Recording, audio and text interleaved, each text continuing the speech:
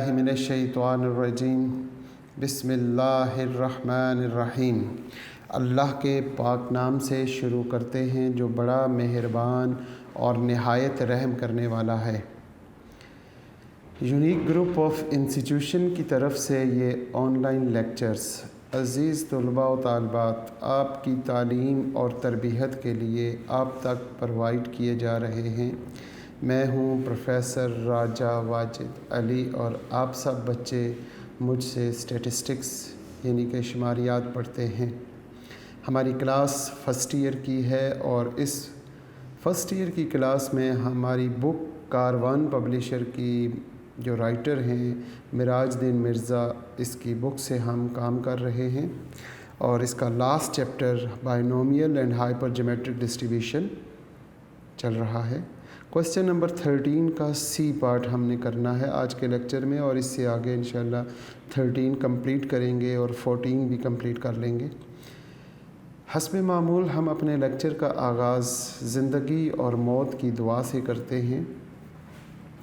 ज़िंदगी हम अपने रब से इस अंदाज़ में मांगते हैं, अल्लाहुम्मा उर्ज़ुक़नी इल्मन नाफ़ियन वासियन हमीकन। ए हमारे रब, हम सब को इल्म अता फरमा। अल्लाहुम्मा उर्ज़ुक़नी इल्मन नाफ़ियन वासियन हमीकन। ऐसा इल्म जिसमें नफ़ा ही नफ़ा हो, वासियन वो बहुत वसी हो, हमीकन और गहराई वाला हो। इसी के साथ हम अपने लेक्चर का आगाज़ करते हैं जो कि क्वेश्चन नंबर 13 का सी पार्ट है। इसमें कहता है the mean and variance of the binomial distribution is 6 and 2.4। Find parameters n और p। आपने n और p मालूम करना है। सबसे पहले हम देखें बाइनोमियल डिस्ट्रीब्यूशन का फार्मूला, जो फंक्शन है वो क्या होता है। f of x या फिर हम लिखते हैं p of x is equal to small x। Binomial distribution का फंक्शन या फिर उसका फार्मूला NCx p की पावर x q की पावर n माइनस x, ये फार्मूला होगा। इस फार्मूले में हमने ये देखना है कि हमारे पास जो वेरिएबल है x, इसकी लिमिट क्या है। 0 से शुरू होगी, 0, 1, 2 एंड अप टू सॉन n तक जाएंगे। इसके पैरामीटर्स दो होते हैं, एक n और दूसरा p। फिर इसका मीन, अगर इसका मीन मालूम करना है तो वो एक्सपेक्टेड वैल्यू ऑफ x होता है और एक्सपेक्टेड वैल्यू ऑफ x का मतलब होगा summation x into P of x। इसी तरह इसका मीन जब हम सॉल्व करेंगे जिसमें n की कीमत n हो, p is equal to p हो और q is equal to q हो। n p q अगर इक्वल हो तो mean is equal to n p। और इसी तरह हम देखेंगे वेरिएंस जो है वो n p और q है और स्टैंडर्ड डेविएशन ये हमारे पास n p q और स्क्वायर रूट के साथ है। इंशाल्लाह क्वेश्चन नंबर 14 का ए पार्ट है, उसमें इसको प्रूफ भी करना है कि मीन एन पी के इक्वल है, वेरिएंस एन पी क्यू के इक्वल है और standard deviation N P Q. 13 का ए पार्ट हमने किया, उसमें हमने n इज़ इक्वल टू 2 के साथ हमने जब सॉल्व किया था तो लास्ट लेक्चर में बच्चों को याद होगा कि 2p is the mean and variance is 2pq और स्टैंडर्ड डेविएशन हमने प्रूफ किया था तो 2pq स्क्वायर रूट के साथ हो गया था। अब हम देखते हैं, अगर इन इंफॉर्मेशन को अपने सामने रखें और क्वेश्चन नंबर 13 का सी पार्ट देखें। क्वेश्चन नंबर 13 और उसका सी पार्ट। सी पार्ट में यहाँ पे दोबारा से आपके लिए लिख देता हूँ 13 का सी पार्ट। मीन और वेरिएंस ये दो चीज़ें उसने दी हुई हैं। मीन कितना दिया हुआ है क्वेश्चन में 6 and variance 2.4। Mean is equal to 6 और ये 2.4 दिया हुआ है। फाइंड क्या करना है, n और p, ये दो चीज़ें मालूम करनी है जिसे हम कहते हैं parameter of the binomial distribution.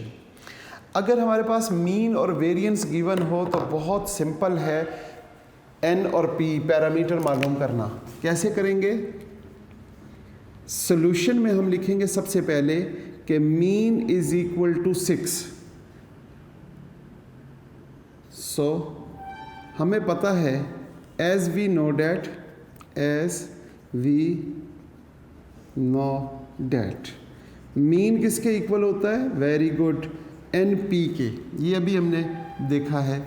Mean की वैल्यू 6 है, तो हम लिखते हैं यहाँ पे मीन की जगह पर NP लिख दें, क्योंकि मीन तो NP के इक्वल है। देन यसो NP इज इक्वल टू 6। ये आपके पास इक्वेशन 1 आ गई। इसी तरह उसने क्वेश्चन में दिया हुआ है variance is equal to 2.4।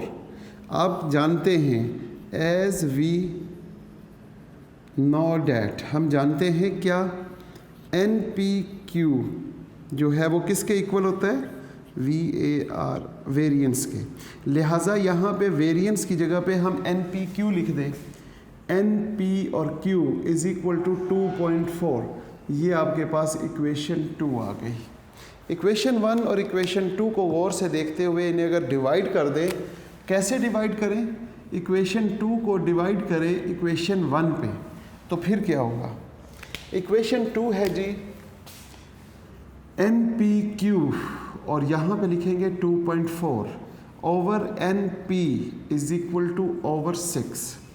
NP से NP कैंसिल हो जाएगा। Q is equal to 2.4 dividing bye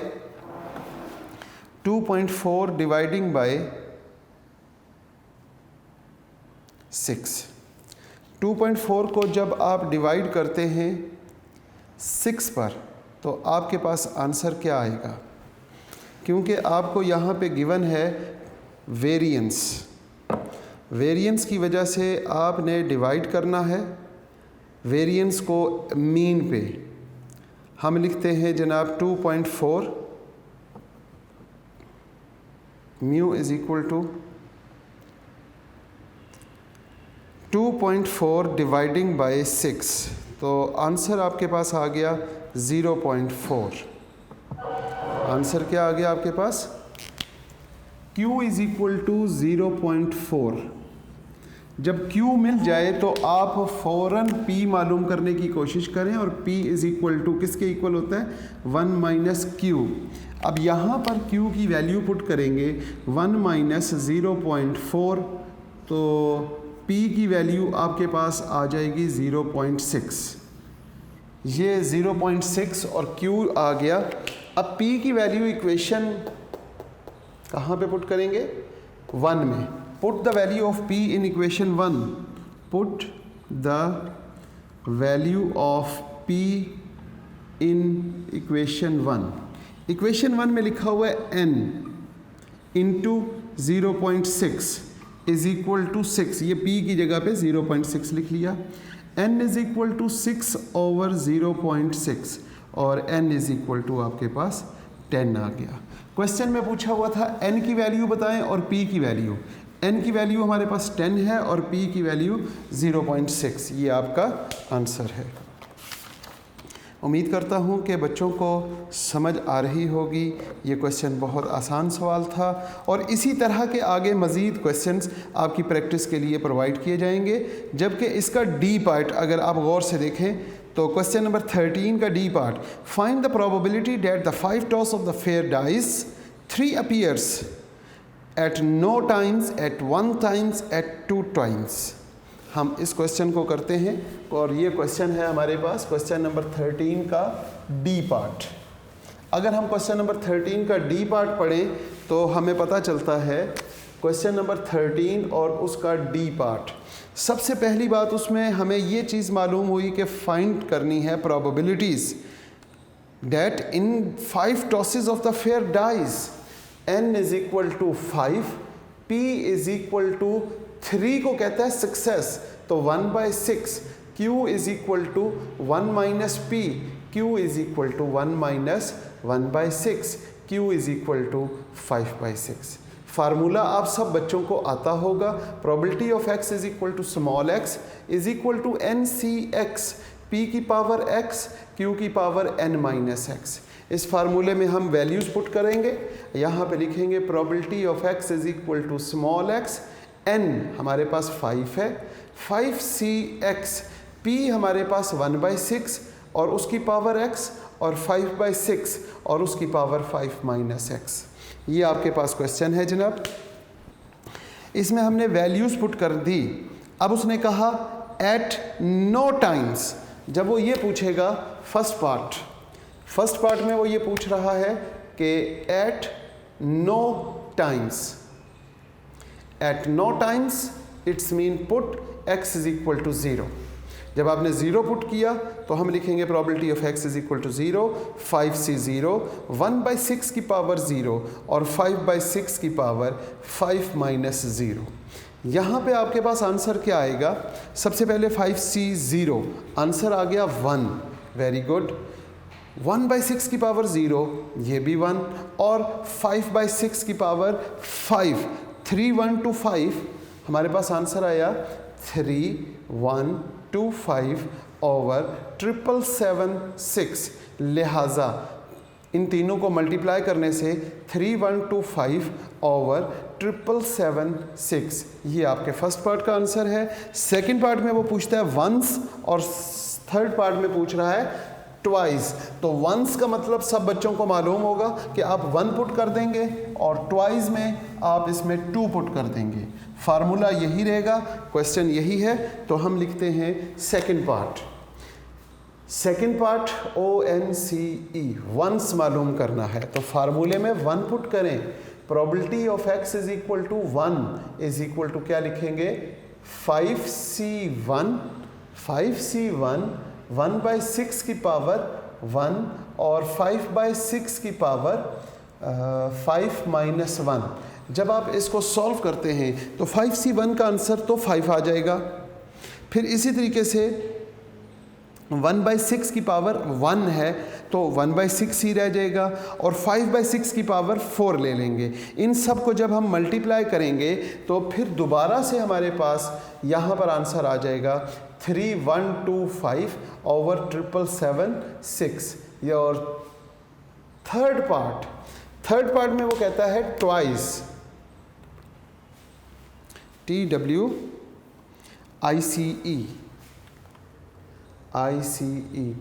twice के लिए हमें क्या करना पड़ेगा? हमें 2 पुट करना पड़ेगा इस फार्मूले में।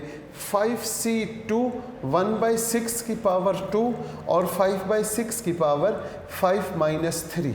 तो यहाँ पे जब आप इस पूरे को सॉल्व करेंगे तो आपके पास जवाब आ जाएगा 1250। इस पूरे को सोल्व करने से 1250 ओवर 777 6। ये कैलकुलेटर से सारा सॉल्व करना है। उम्मीद करता हूँ कि बच्चों को समझ आ रही होगी। अब हम जाते हैं जनाब क्वेश्चन नंबर 13 के ए पार्ट की जानिब। 13 का जो ए पार्ट है उसमें 13 तो हमारा कंप्लीट हो गया है। 14 की बात करते हैं। 14 में जो हमारा ए पार्ट है वो है थ्योरम, जिसमें हमने मीन और वेरिएंस को हमने प्रूफ करना है बाइनोमियल डिस्ट्रीब्यूशन का। ये हम चैप्टर के एंड पे करेंगे। अभी हम फिल वक्त स्टार्ट करते हैं 14 का बी पार्ट, जिसमें n की वैल्यू उसने दी हुई है 5। n इज इक्वल टू 5 और p की वैल्यू उसने खुद ही पूछ ली कि find the value of p की वैल्यू मालूम करें। ये बहुत अहम सवाल है, अक्सर ये पेपर में आया होता है। क्वेश्चन नंबर 14 है और 14 का बी पार्ट हम करने जा रहे हैं। 14 का बी पार्ट, n कितना है? वेरी गुड, क्वेश्चन में क्लियर नज़र आ रहा है। 14 के बी पार्ट में in a binomial distribution with n is equal to 5, n is equal to 5। आगे कहता है question what is the value of other parameter. Binomial distribution के तो 2 ही पैरामीटर होते हैं, एक n और एक p। अगर एक n दे दिया है तो other parameter it is p और p is equal to question mark. हमने p की वैल्यू फाइंड करनी है, जबकि उसने कंडीशन एक दी हुई है of the binomial distribution, if p is equal to वो कहता है condition probability of x is equal to 0, it's must be equal to, उसने लिखा हुआ है जनाब probability of x is equal to 1। अगर x इज इक्वल टू 0 और x इज इक्वल टू 1 की प्रोबेबिलिटी इक्वल है तो आप अदर पैरामीटर मालूम करें। सबसे पहले तो ये है कि हमारे पास फार्मूला क्या होगा, probability of x is equal to small x। Formula सब बच्चों को याद होना चाहिए, हम यहीं पे लिख देते हैं P of x is equal to small x। जी बताएं क्या होगा फार्मूला, वेरी गुड।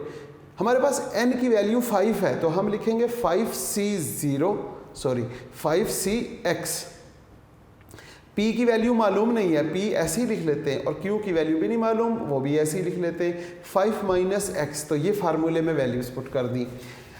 यहाँ पर हमने 0 पुट करना है और यहाँ पे हमने 1 पुट करना है। पहले इसमें 0 पुट करेंगे इस फार्मूले में, इसकी वजह से तो लिखेंगे 5c0 P की पावर 0 और Q की पावर क्या लिखेंगे 5 माइनस 0 इज इक्वल टू, यहाँ पे 1 पुट करेंगे 5c1 P की पावर 1 Q की पावर 5 माइनस 1।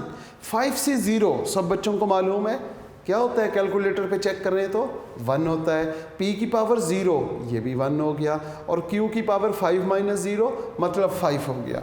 इसी तरह यहाँ पे लिखेंगे 5c1, आंसर आ गया 5। P की पावर 1 तो वो भी 1 आ गया, ओ सॉरी P की पावर 1 तो P आ गया, और Q की पावर यहाँ पे 4 आ जाएगी। अब इनको सिंप्लीफाई करना बहुत आसान है आपके लिए। यहाँ पे 1 इंटू 1 इंटू Q की पावर 5, तो Q की पावर 5, यहाँ पे 5, यहाँ पे P और यहाँ पे Q की पावर 4। अब ये Q की पावर 4 यहाँ पे डिवाइड हो रहा है, सॉरी इधर मल्टीप्लाई है तो उधर डिवाइड हो जाएगा। Q की पावर 5 ओवर Q की power 4 is equal to 5P। Q की पावर 4 इससे कैंसिल होकर ऊपर सिर्फ क्या बचा, Q बच गया। Q is equal to 5P। हम जानते हैं Q तो बराबर किसके होता है 1 माइनस P के, तो यहाँ पे Q की जगह पे हम लिखेंगे 1 minus P is equal to 5P। तो यहाँ पे आपके लिए इजी हो गया, यहाँ पे लिखेंगे 5P plus P, 1 is equal to 6P और P इज इक्वल टू 1/6। ये आपका आंसर है। उसने कहा था अदर पैरामीटर, यानी P की वैल्यू मालूम करें, और P की वैल्यू आ गई हमारे पास 1/6। इसी तरह सवाल में आगे कहता है find its mean and variance. इसका मीन और वेरिएंस भी मालूम करें। ठीक है जी, उसके लिए हमें तो Q की कीमत चाहिए, तो 1 माइनस P होता है Q is equal to 1 minus क्या लिखेंगे 1/6 और Q इज इक्वल टू 5/6। ये हमारे पास n, हमारे पास यहाँ पे क्वेश्चन में खुद ही गिवन है n, P हमने मालूम किया, Q भी हमने मालूम कर लिया।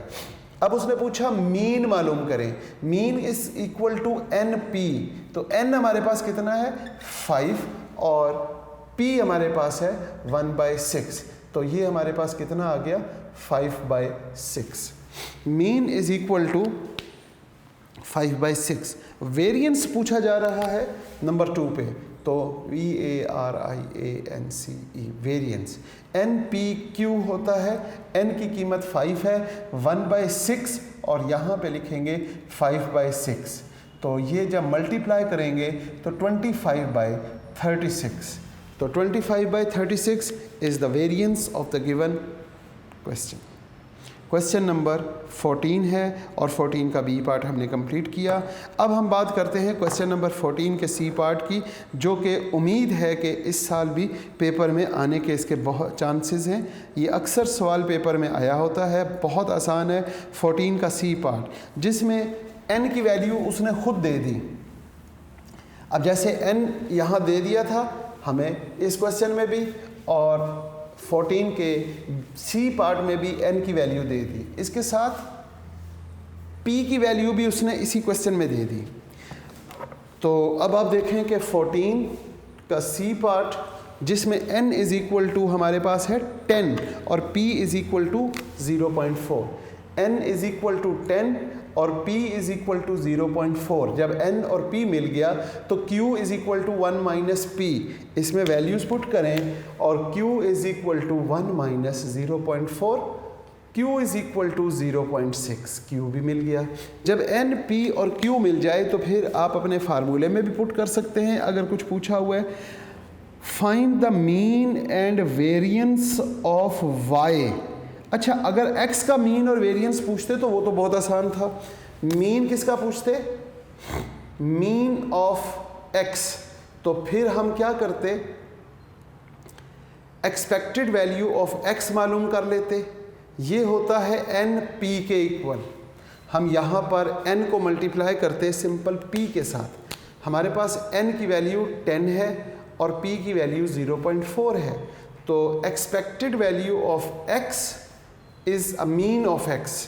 ये किसके इक्वल हो गया? अगर इसको 10 से मल्टीप्लाई करते हैं तो हमारे पास मीन ऑफ x जो है वो हमारे पास आ गया, एक्सपेक्टेड वैल्यू ऑफ x जो हमारे पास 4 आ गया। वेरिएंस मालूम करते हैं x का। तो अगर हमें चाहिए variance of x, variance of x, तो इसको वैसे तो हम लिखेंगे variance of x is equal to किसके इक्वल होगा? शाबाश, n, p और q के इक्वल होगा। इसमें वैल्यूज़ पुट कर देते हैं। हमारे पास n हमारे पास 10 है, p 0.4 है और q 0.6 है। तो ये हमारे पास मल्टीप्लाई करने के बाद 2.4 ये वेरिएंस ऑफ x आ जाएगा। x का मीन और x का वेरिएंस। जब ये दोनों वैल्यूज़ आपके पास सॉल्व हो जाएं तो अब आपने सॉल्व करना है मीन ऑफ y और मीन ऑफ y के बाद वेरिएंस ऑफ y। हमारे पास नंबर 1 सबसे पहले मीन ऑफ y मालूम करते हैं। y किसके इक्वल है क्वेश्चन में? ज़रा गौर से देखें कि y इक्वल्स टू उसने दिया हुआ है जनाब y is equal to x minus 10, x minus 10 over 6। अब हम क्या करते हैं कि एक तो इसको सेपरेट कर लेते हैं। y is equal to 1 over 6 x minus 10 over 6 लिख लेते हैं। 6 के साथ अलग अलग कर लिया। अब हम लिखेंगे टेकिंग एक्सपेक्टेशन, क्योंकि मीन मालूम करते हैं। तो expectation on both side, expected value of y is equal to expected value of 1/6 x minus 10/6। Expectation दोनों तरफ अप्लाई की। Expected value of y is called mean of y। हम यहाँ पे लिखते हैं expected value of y is equal to 1/6 constant है, expectation से बाहर आ जाएगा। एक्सपेक्टेड वैल्यू ऑफ x वैसे ही लिख देंगे और minus expected value of 10 over 6। Constant की एक्सपेक्टेशन वही कांस्टेंट होती है। हम यहाँ पे क्या लिखते हैं? Expected value of y is equal to 1 over 6। Expected value of x का आंसर है 4। हम यहाँ 4 लिख लेते हैं और कांस्टेंट की एक्सपेक्टेशन इट्सेल्फ होती है, लिहाजा हम यहाँ पे 10/6 लिखते हैं। ये हमारे पास 4/6 आ गया, माइनस 10/6 आ गया। वापस हम क्या करते हैं? 6 एलसीएम लेते हैं। 4 माइनस 10, तो यहाँ पे माइनस 6 ओवर 6 और ये हमारे पास -1। Expected value of y it's equal to -1। Expected value of y जब आपने मालूम किया तो वो आपके पास -1 आ गया। इसी तरह जब आप वेरिएंस ऑफ y मालूम करेंगे तो वो भी बिल्कुल इसी तरीके से हम चलाते हैं काम। यहाँ पे लिखते हैं variance of y is equal to question mark. इसके लिए उसने क्वेश्चन में दिया हुआ y is equal to x minus 10 over 6। हम यही काम करेंगे। y इज़ इक्वल टू लिखेंगे 1/6 x माइनस 10/6। अब हम यहाँ पे taking variance on both side, हम यहाँ पे लिखते हैं variance of y is equal to variance of 1/6 x minus 10/6। अब देखते हैं हम वेरिएंस की प्रॉपर्टी जब अप्लाई करते हैं तो यहाँ पे लिखेंगे वेरिएंस ऑफ 1/6, सॉरी x भी साथ आएगा और आगे माइनस नहीं प्लस वेरिएंस ऑफ 10/6। पहली बात है कि दो टर्म्स हों, वैसे तो वो वेरिएबल में हुआ करती हैं, यहाँ पे वेरिएबल नहीं है, लेकिन फिर भी हम अगर सीखना चाहें तो इस तरह सीख सकते हैं कि वेरिएंस ऑफ y, अगर बीच में माइनस हो तो प्लस होता है, प्लस हो तो भी प्लस होता है, नंबर 1। नंबर 2, यहाँ पर कांस्टेंट बाहर आता है और उसका स्क्वायर लिखते हैं, और साथ ही वेरिएंस ऑफ x आ जाएगा। कांस्टेंट का वेरिएंस इट्स 0, कांस्टेंट का वेरिएंस हमेशा 0 होता है। यहाँ पे हमारे पास आ गया 1/36 और वेरिएंस ऑफ x हमारे पास है 2.4, हम यहाँ पे लिखते हैं 2.4, लिहाजा 2.4 + 0, ये फाइनली 2.4 डिवाइडिंग बाय 36। 2.4 को जब आप 36 पे डिवाइड करेंगे तो आपके पास आंसर आ जाएगा 0.0667। ये आपका वेरिएंस ऑफ y है।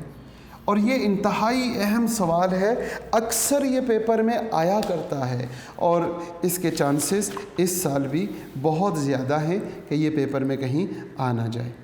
इसके बाद हम बात करते हैं क्वेश्चन नंबर 15 का। जो ए पार्ट है वो इंशाअल्लाह हम नेक्स्ट लेक्चर में करेंगे बिल्कुल शुरू से। अभी हम 15 का बी पार्ट करते हैं। 15 के बी पार्ट में जो सवाल पूछा जा रहा है वो ये है, if a cadet succeed 4 time out of 5 in shooting bulls आई।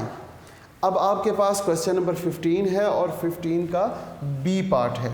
ज़रा गौर से देखें क्वेश्चन नंबर 15 के बी पार्ट में उसने क्या कहा हुआ है।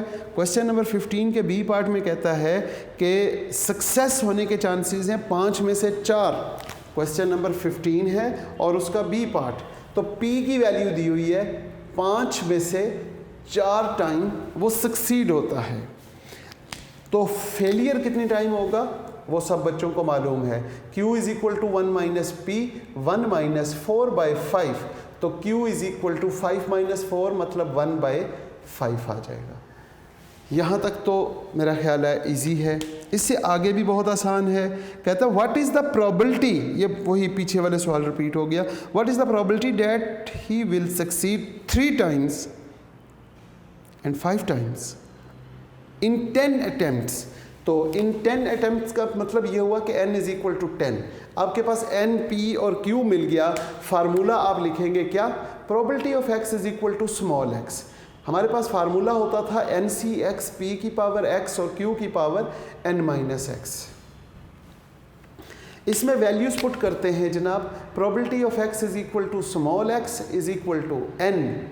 हमारे पास 10cxp 4/5 की पावर x और 1/5 की पावर 10-x। फर्स्ट पार्ट में उसने क्या पूछा, 3 टाइम्स, तो हम यहाँ पर x = 3 पुट करेंगे। यहाँ पे लिखेंगे 10c3 4/5 की पावर 3, 1/5 की पावर 10-3। अब आप इसको सॉल्व करेंगे कैलकुलेटर से।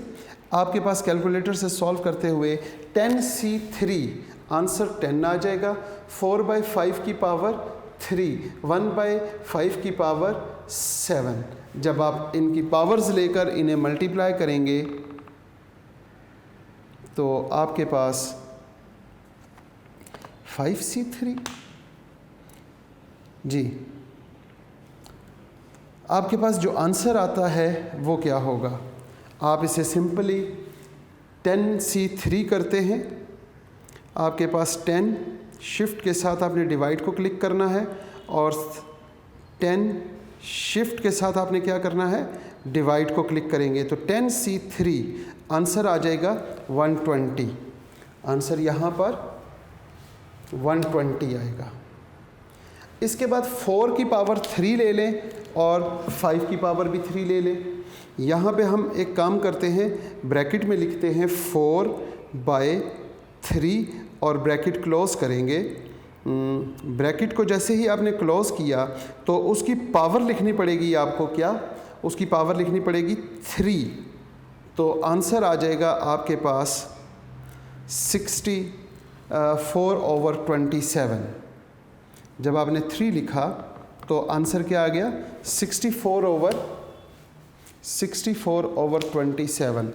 4/5 है, सॉरी यहाँ पे आपने 4/5 लिखना है। तो आंसर आ गया 64/125। यहाँ पे 1/5 की पावर 7 है, तो 1 की पावर अगर आप 7 लेते हैं तो वो तो 1 ही होगी, और 5 की पावर आप ले लें 5 की पावर 7, तो वो आपके पास 78125। आपके पास यहाँ पर क्या आ जाएगा 78125। अब आप इसको मल्टीप्लाई करेंगे 125 के साथ, मल्टीप्लाई बाय 125 मल्टीप्लाई बाय 78125, तो आपके पास नीचे आंसर जो है वो आ जाएगा 97285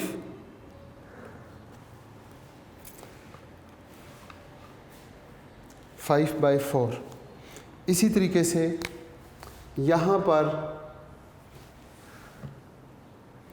आपके पास आंसर क्या आएगा 120 मल्टीप्लाई बाय 64, तो ऊपर आपके पास आ गया 7680 और नीचे आपने मल्टीप्लाई कर दिया 125 को मल्टीप्लाई किया 78125, तो आंसर है जनाब 9765625। ये आपका आंसर है।